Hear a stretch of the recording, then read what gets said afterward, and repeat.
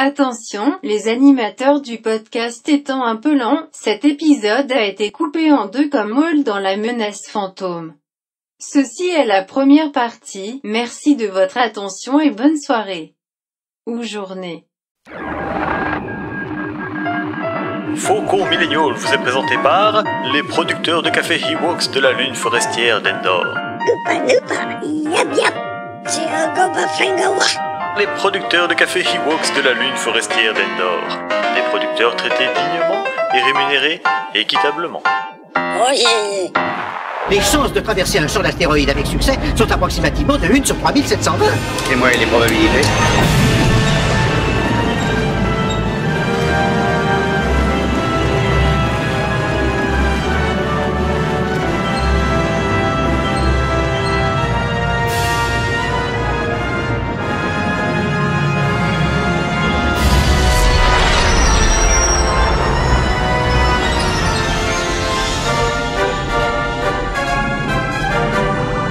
Bonjour et bonsoir à tout le monde et bienvenue dans ce nouvel épisode de Faucon Millennial, un podcast 100% Star Wars fait par des gens passionnés, et si gentils et adorables, qui aiment tout.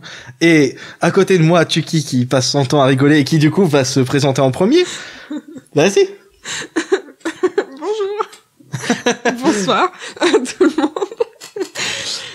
Moi c'est Tuki. C'est toujours moi, je vais pas refaire ma bio. Mais je suis contente d'être là et moi j'aime pas le café.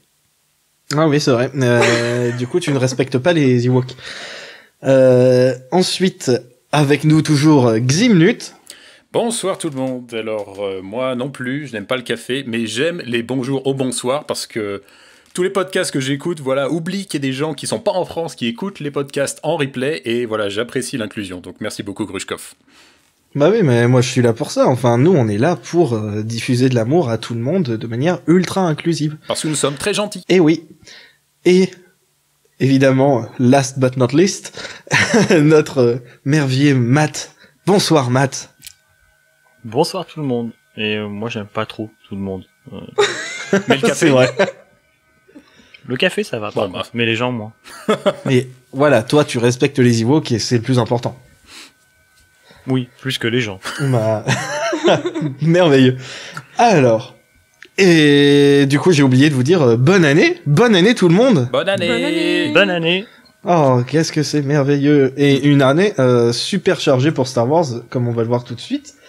Moi ça me fait super plaisir. J'ai hâte de voir tout ce qui va sortir et enfin, il y a des tonnes de bouquins, des jeux vidéo. Enfin, d'autres jeux vidéo que Battlefront 2. C'est génial. Et juste avant qu'on enchaîne, il faudrait quand même aussi... je voulais juste dire un mot sur le fait que le premier épisode a quand même été vachement bien reçu. Et ça aussi, ça nous a fait passer une bonne année. Ah oui, pardon. Merci les désolé. gens. Merci beaucoup. Merci beaucoup tout le monde. Merci à vous tout le êtes monde. tous des amours. Et c'est pour ça que on vous aime tous. Et toutes. Et les autres aussi. Mais moins que les Jawas. Et les Ewoks. Ah, mais surtout les Jawas. Allez, bon, on est en train de partir en live, donc il y aura aussi des séries d'animation, des séries, et évidemment un petit film en fin d'année, enfin on verra bien. Hein, Yeah. 3 fois rien. Un Christmas Voilà. special. Un Christmas special. Et donc on va commencer tout de suite pour faire le tour d'horizon des sorties de Star Wars en 2019. Je me tourne vers toi, Matt. Regarde, tu me vois me tourner vers toi. C'est pas vrai, il s'est pas tourné. Je te vois. Mais Je j'ai suis très impressionnant. pivoté comme ça. Qui va nous parler des livres et peut-être des comics, je sais pas du tout. Non, pas du tout des comics, puisque sinon cette petite rubrique prendrait environ 2h30. Donc on va éviter de parler de toutes les sorties comics et également des sorties, on va dire beaux livres. Tout simplement, on va rester sur les romans, tout simplement. Hein. Les beaux livres, c'est ce que On commence avec le c'est les Plain livres Pocket. d'illustration qui présentent les objets, tout ça. Voilà, c'est les gros livres, c'est les livres sur les archives. Les concept art. Qui sont en train de sortir Ouais. actuellement, les concept Ok. art, les art of, tous ces livres. On considère que c'est des beaux livres et c'est des sorties. Bon. Donc on n'aura que des livres moches. Pas forcément, mais des petits livres. Parce qu'on va commencer avec le planning de chez Pocket, donc en France, donc les versions traduites, hein, simplement, qui vont sortir en France donc cette année. On a quand même pas mal de choses qui vont sortir cette année en France. On a en février, donc le 28 février déjà, on a la suite de la trilogie Riposte, donc le dernier qui s'appelle La chute de l'Empire de mémoire, Empire's End en anglais, de Chuck Wendig, donc qui est donc le dernier roman de cette trilogie qui a commencé peut-être avec un peu de mal pour certains, puisque l'auteur a un style assez particulier, assez direct, assez coupé, on va dire, dans ses tournures de phrases. Le second est excellent. Vraiment, les personnages sont déjà été bien amenés dans le premier. Là, c'est parfait. On a vraiment une histoire qui se développe. On a un beau cliffhanger à la fin. Donc voilà, on arrive sur quelque chose de... On va enfin l'avoir en français. Et du coup, comme je ne lis pas les bouquins en anglais, parce que j'ai un peu la flemme de traduire au fur et à mesure, j'attends ça avec pas mal d'impatience. Ensuite, en avril, on va enchaîner avec le bouquin basé sur Battlefront, donc Inferno Squad, de Christy Golden. C'est l'autrice qui avait déjà écrit Sombre Apprenti, toujours chez Star Wars, qui habituellement fait plutôt du Warcraft, des choses comme ça, beaucoup de choses sous licence, mais qui est assez apprécié, qui avait fait un super boulot déjà sur Sombre Apprenti, et donc là... Ouais, il paraît qu'il était pas bien... qu'il était bien. Inferno Squad. Inferno Squad, il paraît qu'il est bien. En tout cas, Sombre Apprenti, effectivement, je l'ai lu, il est pas mal du tout, vraiment sympa à lire. Est-ce qu'il y avait déjà eu un bouquin sur Battlefront avant ça, ou est-ce que c'est adapté du Battlefront 2, ou c'est le tout premier de la série Battlefront? Alors c'est Battlefront 2.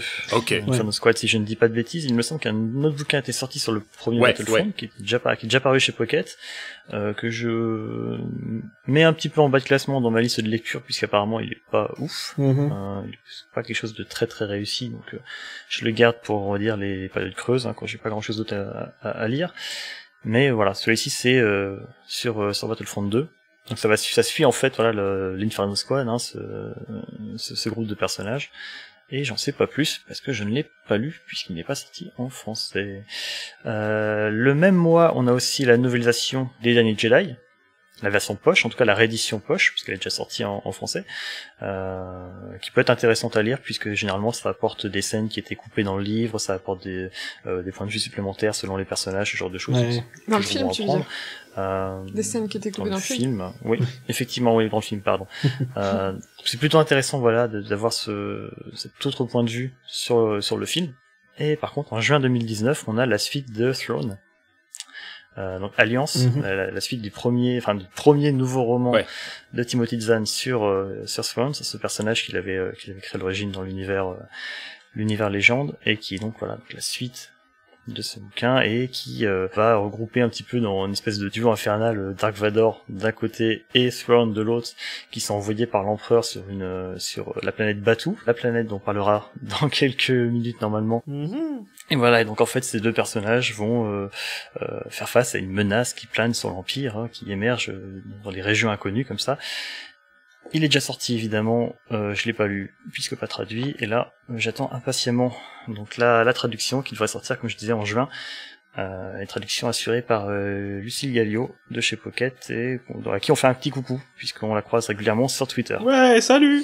J'avais entendu des super bons retours sur la critique lors de la sortie du roman en anglais sur ce nouveau roman sur Throne. J'avais entendu des super retours. Et il y en a un troisième auquel je vais venir ensuite, mais d'abord en août 2019, nous on a Most Wanted qui sort aussi en France, donc de Ray Kerson, toujours chez Pocket évidemment, et là c'est un livre, c'est des événements qui se déroulent avant Solo, donc c'est Anne et Kira qui font des petites choses sur Corellia, qui fricotent un petit peu avec les criminels du coin et qui se trouvent mêlés à une histoire qui va les emmener dans des péripéties. Donc en octobre 2019, c'est Master and Apprentice qui sort en français, donc on n'a pas encore le titre non plus de cette traduction. Oh, il sort en 2019 en France aussi. Ouais. Trop bien. Ce livre-là sort aux États-Unis en 2019 et il est traduit et prévu de sortir en octobre chez nous de la même année. Donc c'est assez rare puisque généralement on attend plusieurs années. On pense très fort au roman Ahsoka, mais voilà pour le coup là on va l'avoir très vite. Donc c'est un roman sans Qui-Gon et Obi-Wan et évidemment ça se passe avant la menace fantôme. Ouais, celui-là je l'attends bien. On va voir ce que ça donne et surtout ce qui est intéressant c'est que c'est écrit par Claudia Gray. Oui. Claudia Gray qui nous a donné Lien du sang. Qui est excellent, et qui nous a donné également Étoile perdue, qui est un roman jeunesse mais qui est excellent. J'espère que j'en parlerai un de ces jours dans le podcast. Il faudrait qu'elle nous fasse une suite d'ailleurs, mais voilà, c'est quelqu'un qui est un nouvel auteur entre guillemets de Star Wars, qui est arrivé vraiment avec le reboot de Disney, mais qui nous a apporté pour l'instant 2 des meilleurs bouquins qu'on a sur ce nouveau canon. Donc on attend plutôt du bien effectivement de ce livre sur Qui-Gon et Obi-Wan. Ouais, et oui, elle avait fait aussi Leia, princesse d'Alderaan, que je sais pas si c'est sorti dans celui-là, il y a Holdo. Ah bon? Effectivement, qui n'est pas encore traduit en français, qui n'est pas encore sorti chez Pocket non plus. Non, ça devrait... Il y a quand même pas mal de choses qui sont pas encore sorties. J'invite ceux que ça intéresse à écouter notre podcast qui s'appelle Star Wars en direct, qui ont fait un épisode avec justement Lucille Gallio, donc de chez Pocket, qui est la directrice d'édition maintenant de cette collection, et qui en dit un petit peu plus sur tout ça. C'est vachement intéressant, et surtout ça montre que chez Pocket, ils ont des gens qui aiment vraiment Star Wars, qui sont vraiment... elle parle du fait que c'est un truc qu'elle a suivi depuis toute petite, et elle a toujours été à fond, c'est vraiment agréable à écouter. Ouais, il y a vraiment une volonté chez eux en ce moment d'avoir des gens qui aiment Star Wars, qui sont passionnés eux aussi, et comme ça au moins on a quelque chose qui est soigné vraiment, c'est pas quelque chose qui est traité par-dessus la jambe, histoire juste de faire quelques ventes. Non, c'est vraiment quelque chose qui est soigné chez Pocket, ça fait plaisir effectivement à voir. Peut-être du coup également cette envie de publier assez rapidement les nouveaux romans qui sortent, tout en continuant à rattraper le retard à côté, puisque à ma connaissance ils en sortent un tous les 2 mois à peu près, histoire de garder une certaine nouveauté, et puis en même temps ne pas faire en sorte que les romans ne se superposent pas dans les sorties et s'épuisent l'un l'autre. Donc c'est à peu près tout pour 2019, si ce n'est qu'on va également voir normalement la novélisation de Solo, A Star Wars Story, chez Outre Fleuve, donc pas la version Pocket, la version un peu plus épaisse, un peu plus large, le bouquin un peu plus gros, un peu plus cher aussi, qui devrait sortir en 2019, mais là pour le coup pas de date pour le moment. Donc ça c'est pour les sorties françaises qui nous attend en traduit niveau roman Star Wars.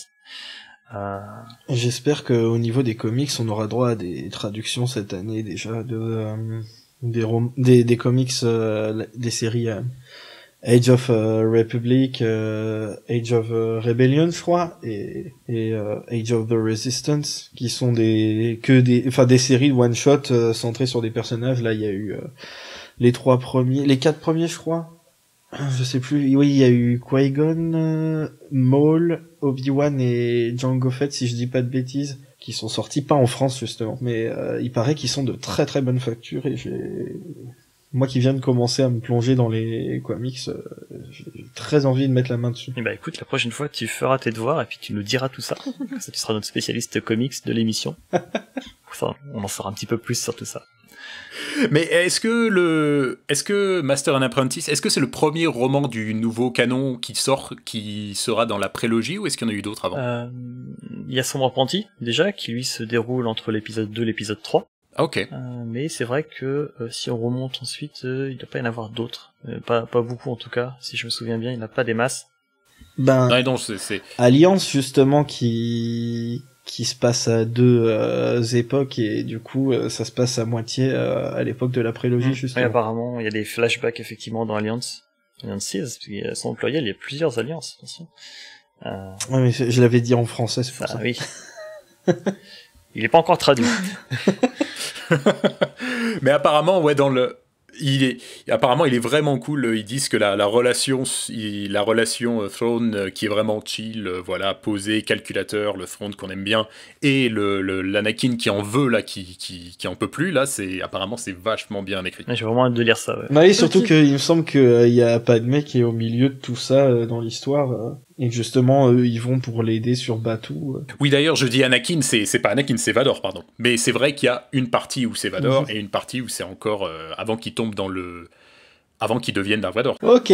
C'était tout pour les livres de cette année, mon cher Matt. C'était tout pour les livres en français. Si vous voulez, on peut faire un petit tour du côté des sorties US, donc celles qu'on n'aura pas tout de suite, mais j'ai ça sous le coude aussi. Et puisqu'on parle de Padmé, il va y avoir en mars 2019 donc Queen's Shadow, qui est un roman jeune adulte, donc écrit par E.K. Johnston, et qui va se passer en fait après l'épisode 1 et se concentrer donc sur Padmé et sa transition de reine à sénatrice. On n'en sait pas beaucoup plus. Il y a une couverture qui circule qui est pas folle, mais j'ai pas plus de détails sur la sortie. Voilà, à voir comment c'est traité. Il me Ça semble. peut être cool. On a des bons romans jeunes adultes chez Star Wars depuis le reboot en fait. Comme je disais, un Claudia Gray avec Étoile perdue qui est excellent. Là il y a Légende avec Luc la légende, je crois. Je suis en train de le lire, je commence à peine. Qui est plutôt sympa aussi, qui est pas forcément non plus réservé effectivement aux jeunes adultes. Donc à voir ce que ça donne. Ça peut très bien être très bon comme être tout à fait passable. On verra plus. On saura plus quand il sera sorti d'ici quelques mois. En avril, c'est Master and Apprentice justement qui sort. Donc il y a vraiment un court délai en fait entre la sortie originale et la sortie de la traduction. C'est vraiment cool. Donc à voir comment ils vont gérer ça au mieux. J'espère que du coup ça sera pas bâclé non plus. Non, je pense pas. En juin, c'est Alexander Freed, donc pareil, inconnu pour ma part, qui va sortir Alphabet Squadron, qui est un roman qui devrait se passer après le retour du Jedi et se concentrer, comme son nom l'indique, sur l'escadron Alphabet. Le titre il est pas fou. Le titre est pas fou. Le titre est même facile, on va dire. Apparemment, c'est un groupe d'anciens pilotes qui chasseraient des restes de l'Empire, qui se battraient avec des impériaux qui auraient un petit peu raté le train en marche. Sur le papier, ça rappelle un peu, je trouve, l'escadron Spectre, qui est qu'on retrouvait dans la série des X-Wing de l'univers légende. Et donc le délire avec Alphabet, c'est parce qu'ils ont chacun des vaisseaux différents, des X, des Y, c'est ça, ouais. Si on se fie à la couverture, c'est exactement ça. Ouais. Ouais, c'est facile, ouais, effectivement, ouais. Mais voilà, c'est un X-Wing, un B-Wing, un A-Wing, et on va peut-être s'arrêter là, mais on voit tout de suite le projet derrière. Et je termine avec le roman qui sort du coup en juillet 2019 et que j'attends du coup aussi beaucoup puisque c'est le 3e Throne qui va sortir, toujours par Timothy Zahn, qui s'appelle Treason, et qui lui se passe donc toujours avant le final de la dernière saison de Rebels. Donc je vais éviter de spoiler, mais voilà, avant les événements de ces derniers épisodes, de ces dernières saisons de Rebels, on y croisera apparemment Krennic, de Owen, le retour d'Elevanto, qui était un personnage amené dans le premier roman aussi. Donc voilà, très curieux, très impatient de lire tout ça, forcément. Et voilà. Ouais, ça promet du lourd, ouais. Et comme avec chaque sortie de gros film de la saga, je pense qu'on aura droit à des annonces dans l'année sur des trucs Journey to le titre de l'épisode 9 comme ils font à chaque fois. Il y avait eu ça pour Force Awakens, Last Jedi, des trucs pas forcément très importants mais qui font du contenu. Merci beaucoup Matt. Mais de rien. Et maintenant, je vais me tourner, regarde, je me tourne pour de vrai physiquement, vers Ximnut, et je lui dis, Ximnut, mon cher ami, toi, tu vas nous parler des jeux vidéo qui vont arriver dans cette année 2019. C'est complètement dingue. Tu en perds tes mots. Oui, j'en perds mes mots. Ah ouais, alors on n'a pas autant de sorties, mais c'est vrai que ça va s'annoncer plutôt intéressant. Alors, à la limite, je vais commencer par des trucs, Je vais commencer par Battlefront 2, vu que le jeu existe déjà, mais ils ont quand même annoncé un certain nombre de contenus supplémentaires. Alors, déjà dernièrement, on avait eu un certain nombre de mises à jour avec des ajouts de personnages. Donc on avait eu notamment, c'est le seul qu'on avait eu dernièrement en novembre, il me semble. On avait eu Grievous qui avait été ajouté. Ils avaient fait des belles vidéos et tout. Ils ont mis des jolis skins. Ils ont rajouté un certain nombre de véhicules aussi, de nouvelles maps. Une petite modification des mécaniques de jeu, apparemment par rapport à la santé. Alors c'est vrai que pour ce qui est mécanique de jeu, et moi n'ayant pas joué à Battlefront 2, j'ai un petit peu de mal à commenter là-dessus. Mais voilà, visiblement, ils avaient essayé d'adapter les mécaniques en fonction des retours qu'ils avaient eu par rapport aux joueurs. Et donc pour le jeu, alors déjà un truc qui avait été annoncé par Electronic Arts, c'est qu'ils allaient continuer à proposer du nouveau contenu ils avaient confirmé qu'ils étaient bons pour l'année 2019. Étant donné qu'ils ont d'autres jeux toujours sous produits par EA qui vont arriver plus tard dans l'année 2019, on n'est pas certain de si ça va continuer pour 2020, mais pour 2019 ça a été annoncé, il n'y a pas de souci, le jeu va continuer à être mis à jour. Ouais. Et Pardon. Non, j'allais dire, oui, il y a eu la grosse mise à jour de Geonosis, là, justement. Effectivement. De ce que j'ai entendu, ça a eu beaucoup de succès. Ça a limite été mieux reçu que le jeu lui-même à la base. Et, donc ça a un peu effacé tout le scandale des lootbox et tout. Ben, si le jeu continue comme ça... Ouais. Ce serait pas plus mal, honnêtement, et peut-être que justement moi je pourrais m'y mettre. Pareil. Mais si ça se trouve le prix, j'ai vu que le prix avait pas mal baissé, donc ça pourrait être intéressant. Donc en tout cas pour ce qui est de 2019, pour les nouvelles annonces, donc en janvier il y a pas mal de teasing les gens sont vachement contents, ils ont annoncé un nouveau personnage qui va être donc le comte Dooku. Ah, je l'avais pas vu. Qui va sortir en janvier. Alors pas d'image pour l'instant. Donc pour ce qui est du compte Dooku, donc il y aura le compte Dooku plus. Alors ils ont tout ce qu'ils appellent les apparences, ce qui est en quelque sorte des skins. Donc voilà, il y a les personnages sont disponibles avec des skins différents, donc qui sont récoltés à travers ces fameuses loot box. Donc le compte Dooku va sortir en 2 versions différentes. Bikini et alors bout de neige. alors pour le bikini, je suis pas sûr parce que comme ce que je disais, c'est on n'a pas encore d'images qui ont été diffusées par Electronic Arts, mais on sait qu'ils ont pris pour la voix, en tout cas de la version originale, ils ont pris la voix, ils ont casté le type qui fait sa voix dans Clone Wars. Donc il y a pas mal de gens qui se demandent s'ils vont pas proposer un skin un petit peu dans le style cartoonesque de la série Clone Wars. Ça serait plutôt fun, mais en tout cas voilà, on va rester dans un compte Dooku de l'époque voilà, Clone Wars et des épisodes 2 et 3. Avec ou sans tête. Ah oh, ce serait gore. Ah ouais, j'avais pas pensé. Ah non, c'est un petit peu violent pour moi. Pour ce qui est des autres ajouts, ils ont annoncé un skin pour Obi-Wan en Général Kenobi. Oh, c'est stylé ça. Style Général Kenobi. Donc c'est cool. là pour le coup ils ont diffusé des images, donc on voit Kenobi qui a une armure partielle en dessous de la robe de Jedi, donc il a c'est une sorte ça ressemble un peu à une armure de clone qui couvre les bras et les jambes. Donc ça aussi c'est tiré de Clone Wars. Oui, effectivement. Voilà, donc c'est un nouveau skin qui va sortir en janvier, et un dernier skin, ils ont annoncé les clones en style garde de Coruscant. Donc je n'ai pas trouvé d'image, mais là je dirais ce serait peut-être un peu dans le style de quand on les voit à la fin de l'épisode 3, quand ils empêchent Bail Organa de rentrer dans le temple Jedi, peut-être. Donc l'armure blanche et rouge, avec des marquages rouges. Sinon c'est les gardes sénatoriaux, sinon on a aussi les gardes sénatoriaux avec l'armure bleue. Là, je pense qu'ils auraient vraiment appelé ça. J'ai que la publication en anglais, mais ils ont appelé ça Coruscant Guard. Donc, je pense que c'est ça, rouge. À mon avis, je pense pas que ce sera les gardes sénatoriaux. Ouais. Je pense qu'ils auraient vraiment appelé tel quel. Ok, super. Mais en tout cas, pas d'image. Pour ce qui est de février, un nouveau personnage, et là, ça fait plaisir. Donc, ça va être Anakin qui va être introduit. Ouais, c'est bien. Ils étaient pas déjà. Pour le coup, j'étais surpris de voir qu'il n'était pas là avant. Voilà.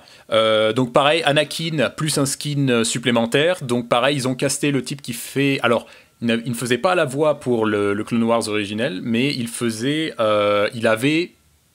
avait passé le casting pour cette même voix pour la série Clone Wars. Donc on peut supposer qu'il a le même style de voix que le type Est-ce que c'était Hayden Christensen qui faisait la voix en VO dans Clone Wars? Matt Lanter, ouais. Ah bah alors non, c'est lui, bah ouais. c'est la voix de Clone Wars. Non, c'est lui. Bah merde, j'ai mal lu l'annonce. Je pensais que c'était un type qui bon bref. Bon bah voilà. Non, bravo. Vous oubliez les 2 dernières minutes, c'est la voix de Clone Wars c'est Matt Lanter, c'est la voix du Clone Wars qui va faire la voix d'Anakin Skywalker. Donc faut qu'on pas de souci, vous serez pas dépaysés. merci pour me soutenir. Oui, on est là pour t'enfoncer. Si je peux t'enfoncer plus que moi je m'enfonce moi-même, ça m'arrangera. Ok. Je vous écoute pas et je continue. Donc pour ce qui est des skins, alors voilà, un skin style Légion 501 pour 501e Légion pour les clones, et des nouveaux modes de jeu avec des captures de points. Donc un peu similaire, ils ont pas donné de détails, mais ça devrait être un peu similaire à ce qu'on a dans le Battlefront de 2005 avec les captures de points de commandement. Et destruction de vaisseaux mers, donc potentiellement un truc qui est dans l'espace avec les vaisseaux. Voilà pour Battlefront 2. Ce que j'aime bien, c'est qu'on en est réduit à transformer en événement des choses qui devraient être dans le jeu de base. Oui. Bon, de toute manière, ils se sont foirés dans leur communication du début à la fin sur Battlefront 2, donc c'est surtout qu'il a été fait. C'est gentil d'essayer de. Il a été fait quasiment à la va-vite en fait, simplement. Hein. C'est ça aussi qui aide pas. C'est pas impossible. Il a été mis en chantier très rapidement après le premier. Pour sortir en même temps que l'épisode 8, si je dis pas de bêtises, et du coup, il en souffre pas mal. Encore maintenant. Mais c'est bien, ils essaient de réparer les pots cassés, voilà, au moins ils sont conscients du truc. Oui, c'est déjà ça, c'est un peu l'un des seuls jeux basés sur la licence qu'ils ont en plus actuellement. Il faut qu'ils chouchoutent un minimum leur licence exclusive qu'ils ont auprès de Disney est pas non plus éternelle. Pour l'instant, c'est jusqu'en 2020, si je dis pas de bêtises. Ils ont intérêt à faire les choses bien si effectivement ils ont envie aussi de la conserver, je pense. Alors juste pour finir, hein, effectivement les gardes de Coruscant, c'est bien l'armure rouge et blanche de clone simplement. Effectivement, mais je remercie Matt pour la super transition qu'il m'offre par rapport à l'unique jeu à licence sur Star Wars, puisque la grosse sortie de 2019, ça va être le Star Wars Jedi Fallen Order, qui devrait vraisemblablement sortir pour la fin de l'année 2019. Donc voilà, Jedi Fallen Order, donc c'est un titre développé par Respawn, qui est la boîte qui est également à l'origine de Titanfall. Donc c'est plutôt, pour ce qui est des FPS, c'est plutôt un gage de qualité. Visiblement, le Titanfall 2 était vraiment excellent, donc ça fait plutôt plaisir. Alors pour ce qu'on sait pour l'instant, il y a je n'ai pas vu de concept art pour l'instant, mais il y a assez peu d'informations qui ont filtré. Tout ce qu'on sait jusqu'à présent, c'est que ça devrait être un jeu en solo uniquement, qui devrait intégrer des combats au sabre, qui devrait être en vue à la 3e personne. Ça devrait être une histoire qui devrait être en lien avec l'Ordre 66, les conséquences de l'Ordre 66, qui devrait donc se situer juste après les événements de l'épisode 3. Alors en même temps, avec le titre Fallen Order, ça semble plutôt logique. On devrait vraisemblablement avoir des histoires de Jedi qui devraient, qui sont plus ou moins, qui ont été rescapés de la destruction de l'Ordre Jedi. Par rapport au leak, donc il y a un mec sur Reddit qui a publié un certain nombre d'informations qu'il affirme avoir récoltées durant une réunion marketing qui a été organisée par Electronic Arts. Alors c'est le type en question vraisemblablement a une assez bonne réputation par rapport à des leaks pour Marvel, donc les gens supposent que c'est une source fiable. Donc d'après ce qu'il a publié, alors le jeu devrait sortir en novembre 2019. Il devrait se dérouler 5 ans après l'épisode 3. On contrôlerait un personnage qui s'appelle Cal, qui serait un ancien padawan qui a donc survécu à l'an 66. Il serait mentoré. Est-ce qu'on dit mentoré ? Bon bref, il aurait un mentor qui serait donc une femme appelée Cerces ou Cérès. Je crois qu'il utilise les deux orthographes dans le post qu'il a publié sur le compte Reddit. Et c'est Cersei en fait. C'est Game of Thrones. Et en tout cas, un autre truc assez intéressant, c'est que le jeu devrait inclure des personnages issus des comics. Ils n'ont pas vraiment précisé lesquels. Il y avait une histoire de sœurs. Alors je me demandais s'ils voulaient parler des sœurs de la nuit. C'était pas vraiment très très clair, mais en tout cas voilà, c'est ce qui a été publié sur le compte Reddit. Alors là, pour le coup, on est complètement dans les spéculations. Il y a vraiment rien, qui a été confirmé ou infirmé par Electronic Arts. Bon, donc ça, voilà, vous en faites ce que vous voulez. Mais voilà, c'est pas aussi fiable que les informations dont j'ai parlé avant de parler du leak. Est-ce que vous avez vu d'autres choses vous-même autour de Fallen Order, des trucs dont j'aurais pas parlé ? J'ai pas cherché de mon côté parce que j'ai un peu peur en fait simplement de ce jeu, mais enfin peur dans. C'est un FPS pardon, tu disais ? C'est plutôt un TPS, voilà, ouais. Vu à la 3e personne. Avec des combats au sabre, et développé par les mecs qui ont fait Titanfall, qui ont plutôt eu, jusqu'à présent, se sont plutôt bien débrouillés. D'accord, parce que j'ai peur en fait d'un Force Unleashed 3, voilà, on dit TPS, combat au sabre, alors ça peut très bien être dans la veine de Jedi Academy, mais aussi, voilà, on a eu le meilleur comme le pire. Je suis pas trop rassuré de ce point de vue. Ah, oui, c'est vrai qu'effectivement le 2 avait été, voilà, avait vraiment été décrié, et c'est vrai qu'il, pour le coup, qu'il était pas terrible, mais voilà, pour le coup, là, c'est un développeur complètement différent, et on peut espérer qu'ils aient tiré les leçons du passé. Oui, moi j'ai du mal à me hyper en fait simplement pour un jeu avec encore un Jedi, encore un rescapé de l'ordre 66, ça commence à en faire un petit peu beaucoup, mais à voir ce que ça donnera. Mais c'est pas quelque chose qui m'attire énormément. Bah après, il semble en ce moment que la période entre l'épisode 3 et l'épisode 4 soit super populaire pour tout ce qui est, pour tous les médias, entre les bouquins, les séries, ils sont vraiment à fond sur cette période. Donc, oui, c'est vrai que, donc c'est vrai que finalement, ça semble, on est obligé d'un moment ou à un autre de parler de l'ordre 66. Mais effectivement, c'est vrai que ça aurait pu être intéressant d'explorer un autre univers. Mais là encore, on n'a rien vu du jeu, pas d'image, pas d'informations vraiment détaillées fournies par l'entreprise qui s'occupe du développement. Donc, on va rester optimiste et puis on va voir ce qu'ils vont nous proposer. Peut-être à l'E3. C'est quand l'E3 déjà? Je sais pas quand c'est le 3, mais il y aura peut-être à la En tout cas, célébration. c'est quasiment certain que ce sera à la célébration en avril. Le 3 c'est en juin, donc il y aura certainement des infos d'ici là. Ouais, et d'ailleurs, je voulais dire, oui, cette histoire de sœur, peut-être que justement, un des ennemis principaux, ce sera une inquisitrice, comme la 7e sœur. Ce serait ça le truc avec l'histoire de sœur. Enfin bref, c'est de la spéculation. Il y a un joli lien à faire effectivement. Alors pour ceux qui sauraient pas de quoi on parle, les inquisiteurs, frères et sœurs inquisiteurs sont, on les voit dans certains comics et dans Rebels. C'est un groupe de comment dire, d'apprentis, on va dire ça comme ça. Il faut aller très vite. C'est pas du tout ça. On résume très grossièrement. Ce sont des hommes de main, on va dire, de Vador, qui traquent les Jedi qui auraient survécu à l'ordre 66. C'est à peu près ça, je crois. Ah là, ça a l'air d'être carrément dans la ligne. C'est des anciens Jedi, qui sont carrément, qui ont été d'accord. convertis. Ouais. A priori, ils sont tous des anciens Jedi. Voilà, donc ça collerait parfaitement en fait avec le. Ça collerait totalement effectivement avec le jeu. Il y a quelque chose à faire de très intéressant du coup. Ouais. En tout cas, si ça vous intéresse, notamment par rapport à cette histoire de leak, vous le cherchez, c'est très facile, vous cherchez ça, voilà, leak Jedi Fallen Order, Reddit, et c'est le premier truc sur lequel vous allez tomber. Ok. Alors faites gaffe parce que le mec parle d'autres choses Star Wars, donc vous risquez de vous spoiler sur d'autres médias. T'as des spoilers à nous passer? En tout cas, là j'ai terminé sur tout ce qu'on sait sur Fallen Order. Super. Donc pour les deux dernières choses dont je vais parler, ce sera un petit peu plus rapide parce que voilà, on en sait encore moins. Donc premièrement, je voulais parler rapidement de Vader Immortal. Donc l'expérience en réalité virtuelle qui est proposée par ILM X-Lab, donc la fameuse branche d'effets spéciaux qui avait été créée au début des Star Wars et qui maintenant bosse pas que sur les Star Wars, bosse sur énormément de franchises et qui voilà, sont vraiment très très réputés. Ils ont créé une branche qui va être dédiée aux expériences en réalité virtuelle, en réalité augmentée, un peu dans le style de ce qu'on a vu avec Pokémon Go ou Ingress.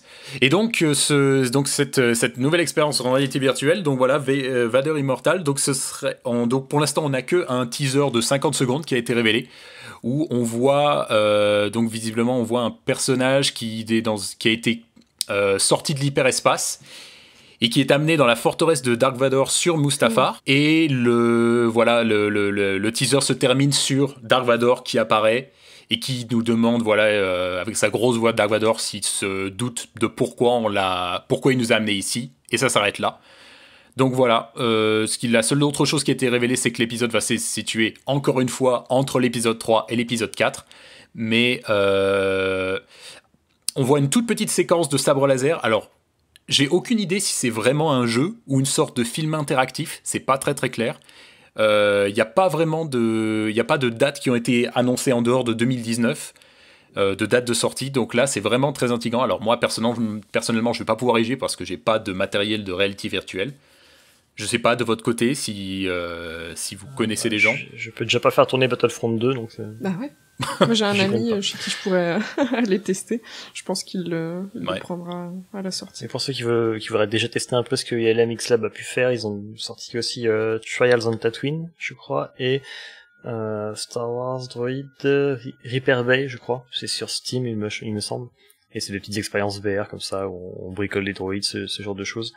Pas de quoi se relever la nuit pour y rejouer, mais ça occupe un petit quart d'heure comme ça pour tester un petit peu la VR. Alors moi j'avais entendu que en ajout de Battlefront 2, ils avaient fait un truc. Alors je sais pas si c'est un des deux que tu avais cité, mais il y avait une expérience de combat dans l'espace. Et apparemment c'était incroyable. Les gens trouvaient ça fou, ils se disaient mais pourquoi c'est juste une démo technique, pourquoi Battlefront 2 c'est pas ça. Les gens ils trouvaient ça assez fou. Mais je sais pas si c'est ILM X-Lab qui s'en occupe. Bah, ça, je saurais pas si c'est eux, c'est plutôt cool pour... ça ne me dit rien. Ouais, va falloir que je retrouverai ça éventuellement pour la prochaine fois, mais en tout cas, voilà. Une expérience VR qui nous attend pour 2019. Et pour terminer avec les jeux vidéo, alors je vais parler d'un truc qui est vraiment, là, c'est de la pure spéculation. Il y a plus ou moins 0 trucs qui ont été officiellement annoncés, mais c'est la continuation... du jeu qui avait été lancé le développement du jeu qui avait été lancé par Visceral Games, le studio de jeux vidéo dirigé par Amy Hennig qui avait fermé en 2017. Donc là, on s'était beaucoup posé la question sur l'avenir de ce projet qui était quand même un projet Star Wars, c'est jamais anodin. Est-ce que c'était complètement terminé? Et il semble donc que EA a rapatrié le projet dans ses propres studios de développement et a voulu continuer le projet, n'a pas laissé tomber l'histoire de ce fameux projet Ragtag. C'est le titre de travail qui lui a été donné, mais on ne connaît pas le nom précis du jeu. Donc tout ce qu'on sait pour l'instant, c'est que le jeu était censé être un jeu avec une histoire linéaire, en solo, en multi, c'était pas précisé, mais en tout cas voilà, avec un scénario bien précis. Cette fois on se dirigerait dans un univers plutôt open world, ce qui semble logique vu que c'est vraiment la forme vers laquelle l'industrie se dirige de plus en plus. Donc voilà, pas de quoi se relever la nuit. Un truc qui est plutôt intéressant, c'est de savoir que quand le jeu avait été rapatrié chez EA, il y a le développement, la productrice exécutive, c'était Jade Raymond, qui est une ancienne de Ubisoft, qui a un CV assez impressionnant pour quelqu'un qui a à peine 40 ans. Elle est notamment à l'origine de la série Assassin's Creed. Alors après, on peut critiquer le développement actuel, l'évolution actuelle de la franchise, mais d'avoir créé un truc pareil, c'est quand même assez impressionnant. Donc ça, c'était quand même un gage de qualité. Le problème, c'est que Jane Raymond a quitté EA en octobre 2018. Et il a été annoncé que la nouvelle productrice exécutive pour la branche Star Wars de EA, ce sera Samantha Ryan, qui était jusque-là responsable de la branche des jeux mobiles de Electronic Arts. Donc, quelqu'un qui a vraiment de l'expérience pour tout ce qui est de manager des équipes, mais peut-être un petit peu moins d'expérience sur tout ce qui est l'aspect développement, parce que voilà, Jade Raymond, elle avait commencé comme développeur, elle connaissait vraiment très très bien le jeu, la conception d'un jeu du début à la fin. Donc c'est quand même un petit peu dommage, mais si elle a pu laisser sa patte, si elle a pu laisser si tout ce qu'elle a apporté au jeu depuis que ça a été rapatrié chez EA se retrouve encore dans le jeu final, ça nous donne quand même de bons espoirs. Et j'en ai terminé avec les sorties jeux vidéo pour 2019. Merci Ximinute. Merci beaucoup. Et du coup, pas de problème. Il y a un truc assez important qui va arriver cette année, mais pas du tout en France. C'est Galaxy's Edge. Disneyland va accueillir l'univers Star Wars, c'est incroyable. Alors en plus, oh mon Dieu, ça a l'air assez ambitieux, hein, parce que ils essayent de faire une espèce d'expérience immersive sur Batuu, justement la planète qui sera dans Alliances le deuxième tome de Throne. Dans le Black Spire Outpost, donc voilà, avec des PNJ qui se baladeront. Si j'ai bien tout compris, il y aura une cantina pour visiter, boire du lait bleu. À vrai dire, j'en avais rien à faire jusqu'à ce que je fasse le dossier pour ça, et vraiment ça a l'air vraiment génial. A priori, quand t'arrives dans cette section du parc, tu passes par un truc et on te dit ouais, on te propulse en navette sur la planète et puis voilà. Ça a l'air vraiment vraiment extra. Malheureusement. Alors ça, je crois, c'est quand tu y vas depuis un hôtel. Ah. Depuis l'hôtel à thème Star Wars qui sera construit aussi autour. Tu vas en navette sur bateau Ok. depuis cet hôtel. Donc, c'est vraiment stylé. Mais une navette, pas un bus. Une vraie navette. Ouais, une vraie navette spatiale. Une vraie navette du coup. Alors C'est c'est pas un Westworld. simulateur, je pense, type Star Tour, quelque chose dans ce Non, goût-là, ouais. j'imagine. Mais ça a l'air très sympa effectivement. Ça fait quelques temps que je suis un peu le projet. De loin parce que j'y foutrais certainement jamais les pieds, mais ça donne très envie. Ouais, il y a justement, on parlait de ILM X Lab tout à l'heure qui fait Vader Immortal, accent sur 20. Et ben justement, ils ont fait Millennium Falcon Smuggler's Run, qui est en fait, qui sera une attraction dans laquelle on pilotera le Faucon Millennium. Et ça va être vraiment stylé, je pense. Trop excellent. Une autre attraction, donc qui j'ai pas trop compris le principe. Je pense que a priori on est dans les couloirs d'un vaisseau du First Order. Ça s'appelle Rise of the Resistance et on rejoint la Résistance dans une bataille contre le Premier Ordre. Et j'espère de tout cœur que c'est un laser game parce que ce serait vraiment super bien. C'est exactement ce que j'allais dire en fait. J'espère parce que ce serait vraiment trop stylé. Alors en plus, donc dans le parc, dans tous les parcs à thème, il y a des musiques. Et là, John Williams est revenu pour faire le soi-disant John Williams qui a été dégoûté a priori par des sources complètement loufoques et inconnues. Il est tellement dégoûté qu'il est revenu faire un thème pour Solo et il est revenu pour faire la musique du parc de Galaxy's Edge. Alors moi j'avais entendu à un moment Qui est très sympa d'ailleurs. Elle est vraiment très cool. très sympa, l'aventure. ça respire l'aventure. Et, Très John Williams. Ouais. En plus ils l'ont enregistré avec le London Symphony Orchestra à l'ancienne donc. C'est vraiment stylé avec William Ross qui était vraiment un très grand soin apporté à tout le projet en fait. Simplement, il y a vraiment une volonté de faire quelque chose d'assez immense en termes de quartier. Ouais. On n'est plus dans le Star Tour où voilà, on avait un tout petit bout de décor, un X-Wing posé là. Là, il y a un faucon taille réelle. Des AT-AT taille réelle aussi. Non. Oui, des TIE Fighters, je crois. Une petite navette posée sur le toit d'un bâtiment. C'est trop bien. J'ai cherché quelques images. Il y a déjà des choses qui sont terminées au niveau du décor. C'est magnifique. C'est vraiment un bout de ville dans un coin paumé de la galaxie à taille réelle. Après The Last Jedi, une cantina avec des troopers qui se baladent, qui font des patrouilles dans le quartier. Ils ont l'air d'avoir vraiment voulu vraiment créer une ambiance plus que simplement un quartier. On met 2-3 attractions et on dit c'est Star Wars, on vend des produits dérivés. Il y a vraiment une volonté on met un pied dans le quartier. On est sur Star Wars, Star Wars dans l'univers. Faudra faire abstraction des autres touristes en sandales chaussettes qui sont autour de nous. Non mais c'est la mode sur Shangri-La. On sera vraiment dans l'univers quoi. C'est vraiment une volonté de t'immerger dans le truc et c'est ça qui a l'air assez impressionnant. Ouais, ça a vraiment l'air. Alors c'est quel parc qui aura cette attraction? Alors a priori ce sera Disney World. C'est Anaheim d'abord. Voilà, Anaheim d'abord. Ok. Et ensuite Orlando. Alors, entre 2021 et 2025, on ne sait pas trop, il y aura un petit bout de ce parc à Walt Disney Studios en France. Ouais. Il est prévu qu'il soit moins grand. Qui est plutôt cool, ça sera moins grand, mais déjà, s'il y a une seule des deux attractions, moi, je dépense tout mon fric pour y aller en vacances. T'as pas de fric, c'est le mien. Je dépense tout le fric de Tuki pour aller en vacances. Et pour la musique, d'ailleurs, à un moment, j'avais entendu dire que Michael Giacchino, celui qui a fait la musique de Rogue One, qui a fait la musique des Indestructibles, des nouveaux Star Trek, des trucs comme ça. A priori, il était censé bosser dessus, mais la dernière fois qu'ils en ont parlé, ils ont pas reparlé de lui, mais voilà, j'en parle parce que j'en avais entendu parler, donc s'il y a des gens qui savent. Une dernière fois, ils l'ont appelé 2 mois avant, alors peut-être qu'il y en a. Il fait retourner, ça suffit maintenant. Démerdez-vous. C'est vrai? C'est vrai, ils l'ont appelé 2 mois avant? Oui, parce que c'était... Rogue One, il a été appelé très tard, enfin très tôt avant la sortie même plutôt. Oui. Il a pas eu beaucoup de temps pour travailler. Mais à la base c'était, la base c'était Alexandre Desplat qui était censé le faire et bon, bref, HS. Ça s'est mal passé. Et du coup, ouais, et justement quand je disais, il faut que, ils veulent que ce soit une expérience immersive. Même au niveau de l'histoire, a priori, il y aura c'est scénarisé entre guillemets pour se passer entre The Last Jedi et l'épisode 9.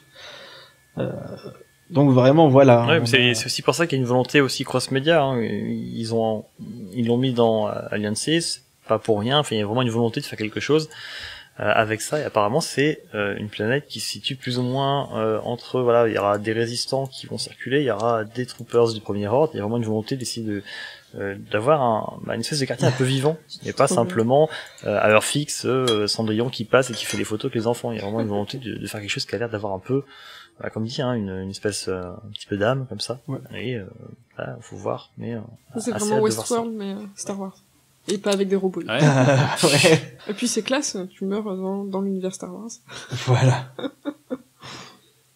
Du coup, voilà, c'est tout pour Galaxy's Edge. Qu'est-ce que vous en pensez Mais ça donne envie. Moi, je trouve ça dingue qu'ils aient le pognon et de se dire, enfin, qu'ils soient suffisamment confiants pour se dire, voilà, on va pouvoir faire de la thune avec ça. Enfin, je sais qu'ils vont, mais c'est tellement énorme, j'ai du mal à réaliser en fait. Moi, ce que je trouve impressionnant, c'est voilà, bon, ils ont le talent, ils ont les savoir-faire pour faire ça, mais c'est de faire le même quartier, quasiment à l'identique, à 2 endroits différents, en simultané. Et d'une telle ampleur, parce que pareil, hein, si vous voulez aller voir, il y a plein de choses sur le net, on voit, enfin le quartier est très grand, il y a beaucoup de constructions, beaucoup de faux rochers, de fausses montagnes, des bâtiments, et ils arrivent à sortir de ça de terre simultanément à 2 endroits différents, avec assez peu de différence, tout en créant des attractions en même temps. C'est assez impressionnant comme projet simplement. J'espère qu'il y aura de la bouffe spéciale. On peut juste regretter qu'il n'aille pas lancé plus tôt, parce qu'il va arriver maintenant, il va arriver pile poil chez eux pour l'épisode 9, mais nous on va encore attendre un petit moment pour voir ça. En fait, ce que j'ai peur, c'est que bon, j'en doute un peu, mais si la hype retombait énormément suite à l'épisode 9, ce qui va, je pense, arriver, en fait, Galaxy's Edge arrivera en France après la hype.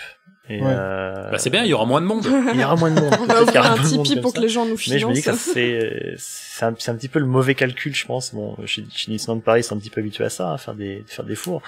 Mais c'est dommage, quoi. Mais sinon, si je pouvais, j'aurais hâte d'y aller. Ouais, c'est ça. C'est ce que je disais, du coup, on va ouvrir un Tipeee pour que les gens nous financent notre voyage à Galaxy's Edge. C'est pour le podcast, c'est pas pour les vacances. Du podcast, mais là-bas, tu vois. Voilà. Et puis on vous fera des vidéos. On fera des vlogs. Bon. On se moque pas de vous. Bah ouais, franchement.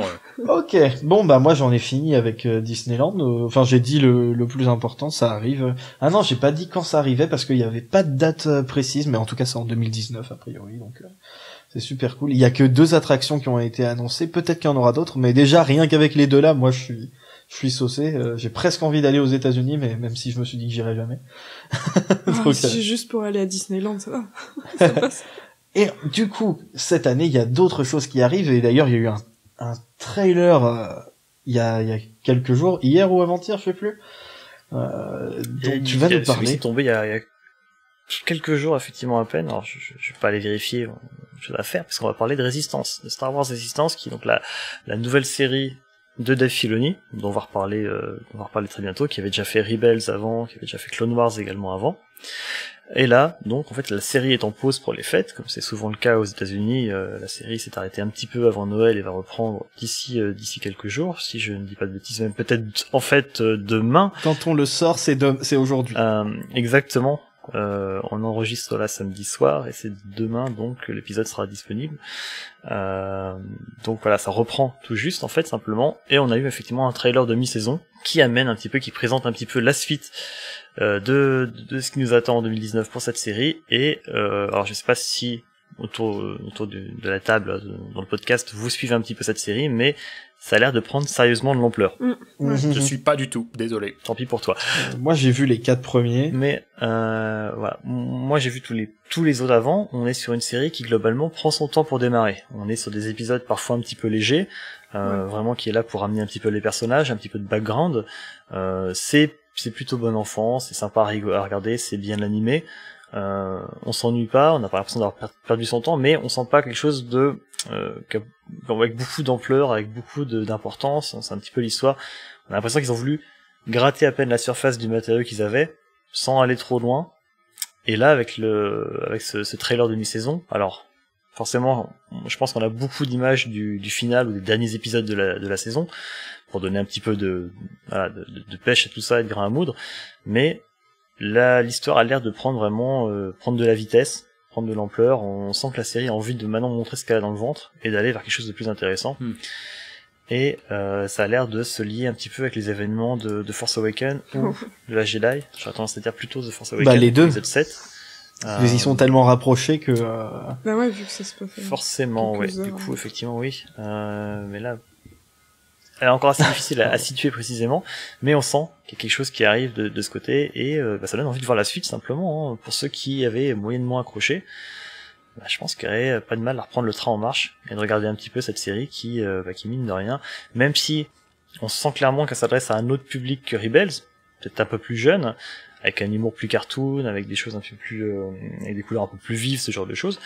On oublie vite qu'il y a des Filoni derrière et qu'au final, on aura certainement quelque chose d'ici quelques temps, alors, au moins d'ici quelques épisodes, si ce n'est d'ici quelques saisons, puisqu'on sait qu'avec les séries Star Wars, les premières saisons sont rarement très passionnantes, faut pas se le cacher, mais je pense qu'il y aura forcément quelque chose de bon à en tirer, et du moins ça donne envie. Ouais. Mais on sait au moins qu'il y a un passage qui se passe à la toute fin du 7, et du coup probablement ça se passera pile poil entre la fin du 7 et le 8.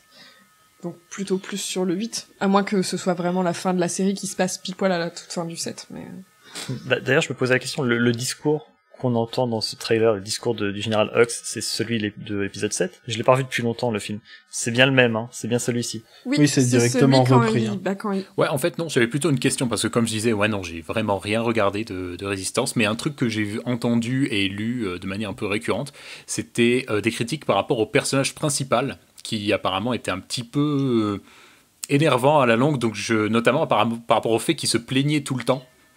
Ou qu'il était censé être une sorte d'espion et qu'il voulait jamais faire l'espion, qui se plaignait tout le temps de ça. Est-ce que c'est un truc que vous qui avez vu la série, c'est un truc sur lequel vous êtes d'accord, ou c'est largement exagéré? En fait, c'est parce que à la base, c'est pas un espion, quoi. C'est un gamin, et il se retrouve au milieu de la résistance et tout, et puis il fait ouais, je vais en faire partie. On lui fait tiens, tu vas là, et puis tu feras notre espion sur place. Et du coup, il sait pas quoi faire, et il s'attend vraiment. Je pense que c'est un gamin qui doit rêver du métier d'espion, comme on peut le voir dans les films et tout. Et en fait, il se retrouve sous la tutelle d'un gars qui est avec la résistance, mais un petit peu infiltré, tout ça, et qui lui dit écoute, pour pas que les gens aient des doutes sur toi, tu vas faire le mécano, et puis voilà. Et du coup, forcément, au début, ça le saoule, parce que lui, il a pas envie d'être mécano. Déjà, il est pas mécano, donc il y connaît rien.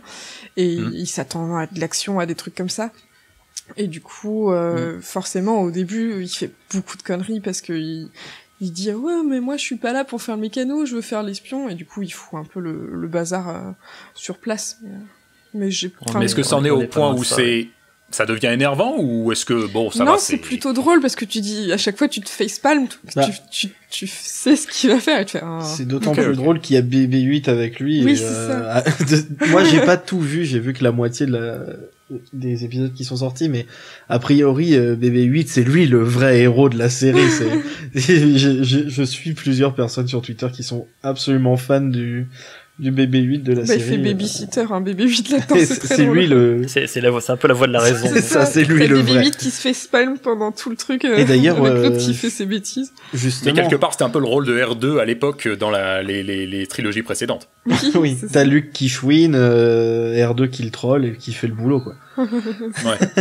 Mais justement... Ce que je peux proposer, c'est un petit passage spoiler, justement pour recentrer un petit peu ça, et puis voilà, me donner un peu mon avis sur le personnage, parce qu'effectivement il y a eu pas mal de plaintes, on va dire, le personnage principal il est un petit peu lourd et un petit peu ouin, il se plaint tout le temps, c'est un mec, pas supportable. C'est un mec, mais c'est un ado, voire un jeune ado. En fait, simplement, c'est manifestement un fils de sénateur. Donc là, on rentre en spoiler tout de suite, c'est dans les épisodes. Oui, en plus, voilà, il a son background. C'est pas non plus un spoiler de fou, dans le premier, mais si vous voulez découvrir ça par vous-même, passez peut-être les quelques minutes d'épisode là, on sait jamais. Dans le premier épisode, voilà, on apprend que c'est un fils de sénateur de la Nouvelle République qui s'est déjà fait pistonner pour entrer dans la marine de la Nouvelle République. Ah bah voilà. Qui est en mission pour la Nouvelle République donc, et qui tombe sur le Premier Ordre, et il est sauvé par Poe, parce que pour une raison qu'on ignore précisément, qui me semble un petit peu étrange, il devait fournir des informations à la Résistance. Et il tombe sur Poe, se fait récupérer par un vaisseau de la Résistance, et voilà, il arrive à s'incruster en fait, même on l'invite pas à participer, hein, mais il arrive à s'incruster dans la Résistance. Et il se vante d'être un bon pilote. Donc c'est juste un fils à papa en fait. Comme tous les mecs dans Star Voilà, Wars. c'est un fils à papa qui a toujours plus ou moins eu ce qu'il voulait en se plaignant manifestement, parce que son père lui fait comprendre à un moment donné qu'il arrêtait pas de se plaindre et de se faire aider par son père. Son père passait son temps à lui demander des services en fait. Donc on est sur ce personnage-là, voilà, un jeune adulte qui a un certain talent pour le pilotage, mais qui s'est quand même fait pas mal aider sur plein de points. Qui donc finit par rejoindre la Résistance. C'est cohérent en fait, ouais, c'est cohérent. Okay. Qui finit par rejoindre la Résistance. Poe se dit, bah vu qu'il sait piloter, ça tombe bien, il me fallait un espion qui sait piloter, je vais l'envoyer sur Castillon. C'est une planète pas loin de la bordure, enfin pas de la bordure pardon, mais des régions inconnues, du côté du First Order. Là-bas il y a un ancien dépôt de carburant impérial qui s'appelle le Colossus. Et sur lequel en fait on a c'est un peu voilà c'est devenu un peu un lieu de passage de marchands, de choses comme ça, et surtout on y fait des courses de pilotes. On y fait des courses des courses à travers des anneaux au-dessus de la planète, qui est une planète océanique, donc c'est on a ce petit côté un petit peu course de pod parfois qui revient, dont je pense ils ont réussi à se réapproprier le truc de façon assez sympathique. Et les pilotes, voilà, comme ça ils font des courses, et les meilleurs pilotes font partie de ce qu'ils appellent les As. Et les As, eux, sont chargés de défendre en fait ce dépôt de carburant contre des pirates, principalement. Et lui, du coup, il débarque là-dessus, et par un quiproquo, voilà, un petit peu cartoon, il se retrouve. Tout le monde croit que c'est un excellent pilote, sauf que c'est pas le cas. Il se vante d'être le meilleur pilote et ça circule un petit peu partout.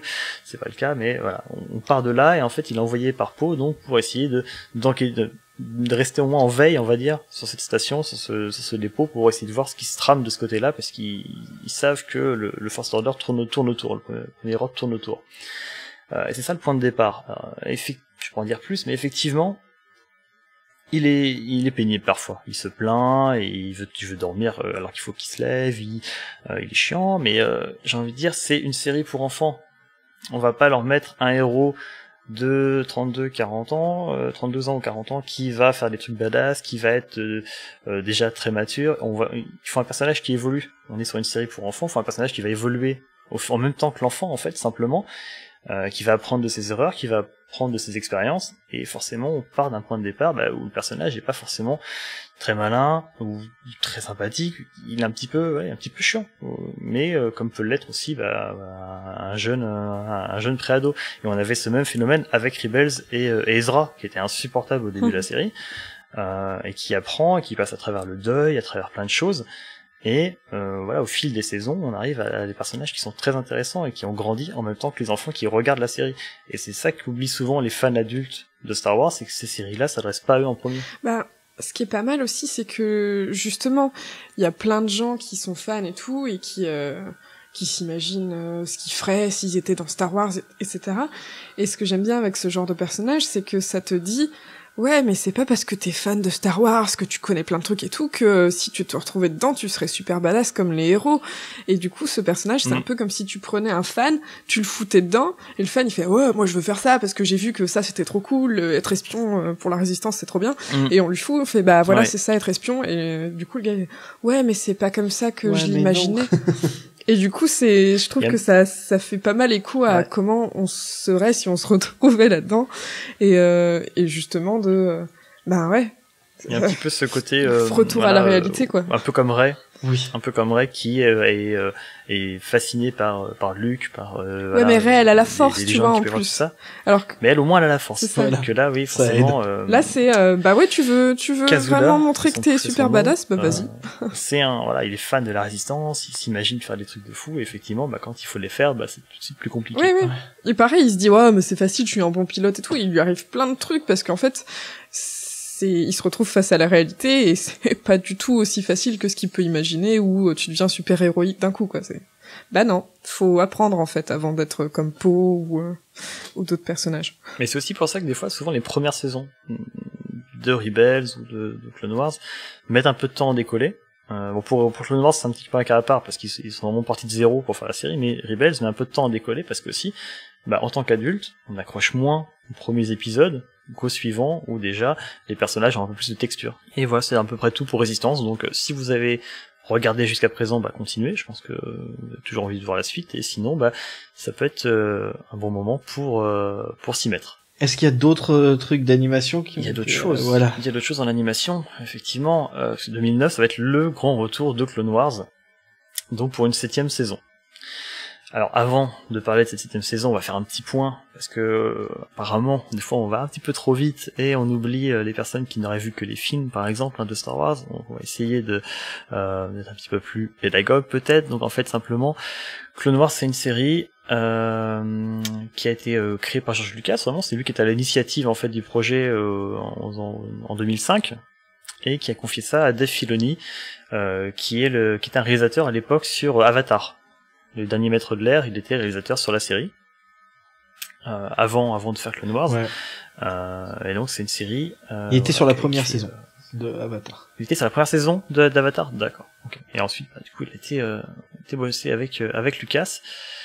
Et c'est une série qui retrace en fait les événements de la guerre des clones entre l'épisode 2 et l'épisode 3, et on suit Obi-Wan Kenobi, Anakin Skywalker, le comte Dooku, et un nouveau personnage principal, Ahsoka Tano, qui est la Padawan d'Anakin, donc la Padawan de la Padawan. C'est pas très clair tout ça, mais on fait avec. Donc, non, mais il est plus Padawan justement à ce moment-là, je crois, non? Il était déjà chevalier, peut-être bien. Je crois. Hein. Mais c'est quelque chose qui est zappé, je crois, dans la série. C'est pas très clair. Il est pas maître, tout ce qu'on sait. Bah non. Oui, ça, oui, non. Oui. C'est le running gag d'Anakin, ça. Ça et le sable. Et voilà, donc c'était une série qui était diffusée au tout début en 2008, donc sur Cartoon Network, et qui a connu, au moins 5 saisons, avec pas mal de succès, surtout au fil des saisons, parce que c'est la qualité d'écriture, d'animation, de mise en scène, tout ça s'améliorait au fur et à mesure au fil du temps. Voilà. C'est à voir encore maintenant, simplement, les premiers épisodes ont peut-être 10 ans, mais vraiment c'est plutôt sympa à regarder. Alors comme dit, les 2 premières saisons, c'est un petit peu le ventre mou de la série, il faut s'accrocher parfois. La saison 2, déjà, il y a une nette amélioration. Moi, j'ai vu que les 2 premières saisons, parce que c'est les 2 seules qui sont sur Netflix. Et j'avais bien aimé la première saison, la deuxième, il y a vraiment des épisodes vraiment cool dedans. Mais c'est une série qui marche par arc, en fait. C'est une série qui se permet d'avoir des arcs narratifs de quelques épisodes. Ouais. C'est pas une série qui va avoir une continuité comme Rebels. Il y aura pas non plus des épisodes standalone. C'est vraiment quelques arcs. On a des arcs de 3-4 épisodes, voire plus, qui se suivent et qui constituent une histoire, un arc scénaristique, une histoire en eux-mêmes. Et des fois, l'arc va être au mieux sans intérêt, enfin non, pas au mieux, mais voilà, on peut passer d'un arc très chiant à un arc sans intérêt à un arc génial. Les arcs scénaristiques qui sont magnifiques, vraiment il y a des choses qui sont assez excellentes dans la série. Et donc voilà, elle a connu pas mal de succès. Sauf qu'en 2012, quand il le rachat par Disney, les gens se demandaient ce qu'allait devenir la série. Parce que c'était diffusé sur Cartoon Network, on savait pas trop est-ce qu'elle va être déménagée sur Time Warner qui appartient à Disney, est-ce que ça va aller sur les chaînes Disney tout simplement, et finalement en mars 2013 la série a juste été annulée officiellement. C'était pour laisser le champ libre à Rebels. Il semblerait que niveau financier c'était déjà compliqué en fait de gérer tout ça, Rebels, Clone Wars en même temps, plus les nouveaux films qui arrivaient. On est loin de tout ça maintenant, mais au début ils étaient pas trop chauds apparemment chez Lucasfilm de lancer trop de projets en même temps. Et d'en continuer d'autres. Toutefois, la série a été annulée et il restait pas mal de choses en préparation, voire même pas loin d'être terminé. Il y a beaucoup d'arcs, beaucoup d'épisodes qui étaient déjà prêts. Alors, il y a une partie qui ont été finalisées, ça fait une 6e saison qui a été diffusée sur Netflix, ça s'appelle The Lost Missions. Et il y a au moins celle-là doit y être encore sur Netflix, mais est-ce que sur Netflix France il y a encore ça, je sais pas, je saurais pas te dire. Toujours est-il qu'il restait encore des arcs qui étaient soit à l'état de scénario, soit d'animatique, c'est-à-dire vraiment l'étape préliminaire, un peu de storyboarding en 3D, sans toutes les textures, les effets de lumière. Il n'y avait pas eu de rendu encore vraiment de la série. Voilà, il restait un petit peu tout ça. Donc ça a été plus ou moins montré, diffusé, présenté lors de panels, et certains ont même été adaptés en bande dessinée ou en roman. On a Dark Maul, fils de Dathomir, qui reprend un arc entier sur Dark Maul, et Sombre Apprenti, j'en ai parlé précédemment, qui reprend en fait un arc concernant principalement Asajj Ventress, l'ancien apprenti de Count Dooku. Alors là, pareil, pour ceux qui sauraient pas, bon, c'est un apprenti qui apparaissait à l'origine dans la première série Clone Wars, peut-être qu'un jour on parlera de tout ça, c'est compliqué, mais qui est un personnage très intéressant. Qui est disponible sur YouTube en plus. On peut la trouver sur YouTube, effectivement, parce que c'est pas évident à trouver sinon. Et pour ceux qui se souviennent peut-être, ça avait été diffusé à l'origine en France sur M6 le soir avant la sortie de l'épisode 3. Ouais. En France. C'était assez ouf pour l'époque. Ouais. Ils avaient bien géré le truc. Et voilà, c'est un personnage qui avait été créé pour cette première série Clone Wars, qui a ensuite été un peu mise de côté par Lucas. Voilà, et puis donc, un arc scénaristique de la fin de Clone Wars est sorti en roman. Mais mis à part ça, il restait quand même pas mal de matériel. Et c'est là au Comic-Con de San Diego en 2018, c'était pour les 10 ans, ils ont fait un panel avec Dave Filoni, avec des doubleurs de la série. Matt Lanter par exemple. Matt Lanter par exemple. Aucune idée de qui est ce mec. Ça m'étonne pas, ou d'autres même, mais voilà, ils ont fait un panel simplement pour répondre un petit peu aux questions, montrer des petites choses, et montrer surtout un trailer qui a dû rendre pas mal de monde content, puisque c'était le retour de la série, donc de Clone Wars, pour une 7e saison. Une 7e saison apparemment d'une douzaine d'épisodes, manifestement, et qui devrait couvrir, de ce qu'on en comprend, ce qu'on appelle le siège de Mandalore. Donc dans la série, pour ceux qui n'ont pas vu, on parle déjà de Mandalore, donc c'est la planète d'origine des Mandaloriens, donc de Jango Fett et d'autres. Non, c'est une série. Ok. Et qui d'ailleurs a connu pas mal de développement aussi dans Rebels, qui est à voir aussi. Je vous invite à voir toutes ces séries-là, de tous les cas, Résistance, Rebels et Clone Wars, elles valent tout le coup. Et donc voilà, effectivement. Ça va concerner principalement ce siège de Mandalore, qui est un arc donc qui avait déjà été exploré aussi dans le roman Ahsoka, qu'on n'a pas encore en français, je le répète, on attend toujours, mais on n'en sait pas encore davantage vraiment sur le contenu. Donc est-ce que ça va être seulement cet arc-là qui va être repris et du nouveau contenu pour un petit peu clore tout ça? Est-ce qu'on va enfin avoir entre guillemets, comment Rex a quitté entre guillemets l'armée de la République? Puisque, spoiler, il réapparaît dans Rebels ensuite, après avoir zappé l'ordre 66, en fait, simplement, il a échappé. Voilà, donc, il y a pas mal de questions qui étaient un petit peu restées en suspens là-dessus, et on espère que ces quelques épisodes vont permettre un petit peu de clore tout ça qui avait été un petit peu terminé sèchement, simplement, suite à l'annulation.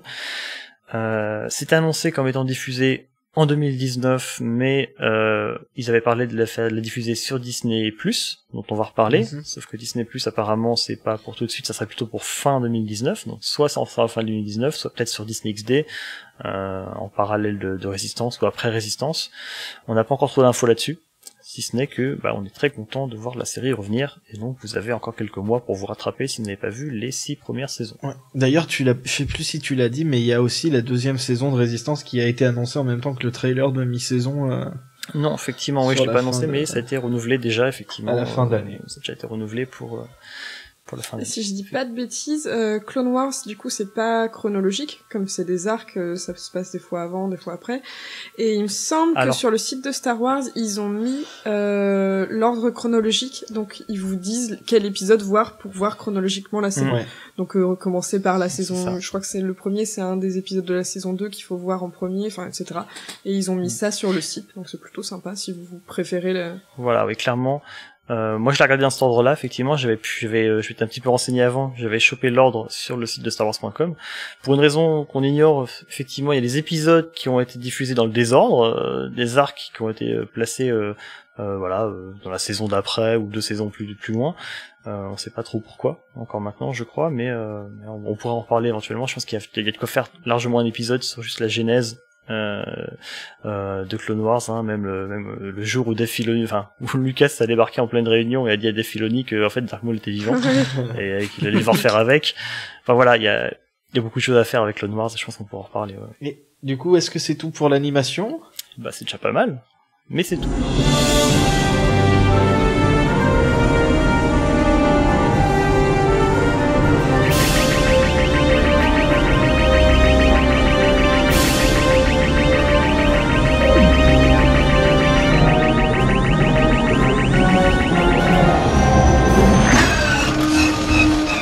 Oncle Owen, Oui. cette unité D2 a un défaut de motivateur, regarde. Alors, tu nous refiles de la camelote?